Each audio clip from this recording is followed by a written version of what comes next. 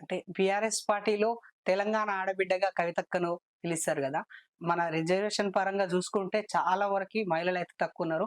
అందులో మీ ఆడబిడ్డగా మీ పాత్ర ఏంటి?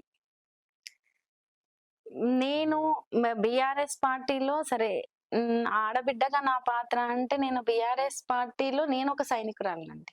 తెలంగాణ ఆడబిడ్డగా నేను తెలంగాణ ఖచ్చితంగా రాష్ట్ర ఇప్పుడు తెలంగాణ ఆడబిడ్డగా ఇప్పుడు సాయి చంద్ తెలంగాణ ఉద్యమంలో ఆయన పాత్ర ఏందో తెలుసు.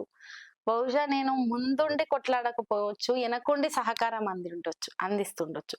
కానీ బీఆర్ఎస్ పార్టీ శ్రేణులు, బీఆర్ఎస్ పార్టీ నన్ను ఒక బిడ్డలాగా ఆదరించింది.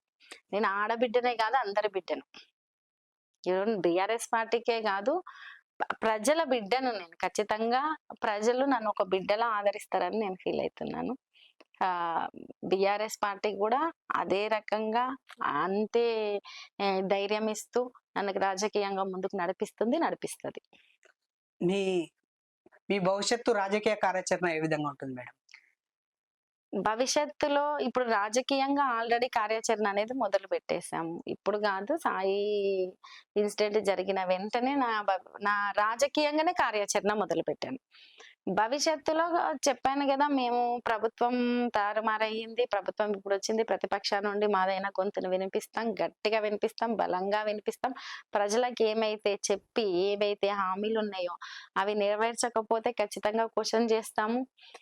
బీఆర్ఎస్ పార్టీని ఇప్పుడు ప్రజలకు హామీలను నెరవేర్చే క్రమంలో అవి నెరవేర్చకపోగా బీఆర్ఎస్ పార్టీని నిందిస్తున్న అనేక సందర్భాలు ఉన్నాయి. నిందిస్తున్నారు.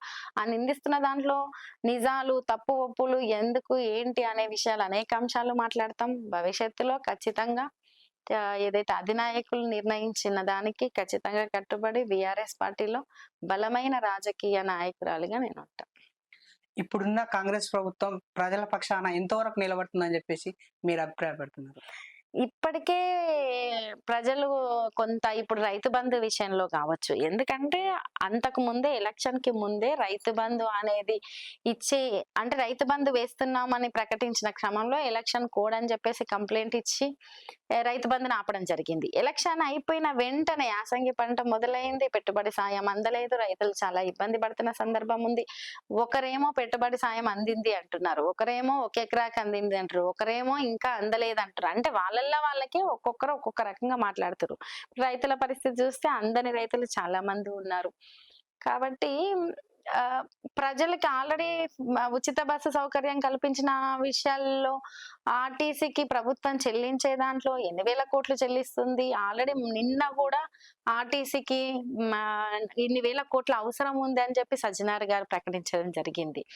ఈవెన్ మహిళలు కొంతమంది ఎంత ఇబ్బంది పడుతుర్రు, ఎటువంటివి చూస్తున్నాము. బస్సులు ఫెసిలిటీగా ఎక్కువ బస్సులు లేకపోవడం అనేది, ఈవెన్ అద్దె బస్సుల వాళ్ళు ఏ రకంగా స్ట్రైక్ చేయడానికి ముందుకు వచ్చారన్న సంగతి, ఈ ఉచిత బస్సు ప్రయాణం వల్ల ఆటో డ్రైవర్ల పరిస్థితి ఏంటి, వాళ్ళ గురించి ఇంకా ఎందుకు మీరు వాళ్ళ సమస్యను పట్టించుకోవట్లేదు, వాళ్ళ పరిస్థితిని, ఇలా అనేక అంశాలు ఉన్నాయి కదండి. వీళ్ళు ప్రజలు ఆల్రెడీ చూస్తున్నారు, వాళ్ళకు తెలుస్తుంది, వీళ్ళైతే చెప్పి వచ్చారు.